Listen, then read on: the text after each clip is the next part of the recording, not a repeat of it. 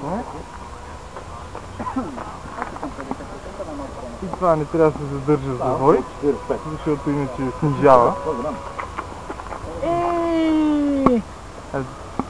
Това пък що е са? Проблема с... На Silverlit тия... Много модификации могат да се правят.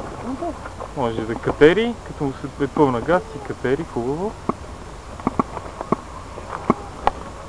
И като искаш да го спуснеш, просто връщаш да го и той е доста попътва до и влиза. Ай, така какви моторетки има? Хубавото, че са отзад и всъщност не се трушат при удар. Да, не се трушат. Много е удароустойчиво. Проблем е като се закачи в дърво, но и с клечки и камъни да се сваля, пак не е проблем. Оп, сега загубих хват.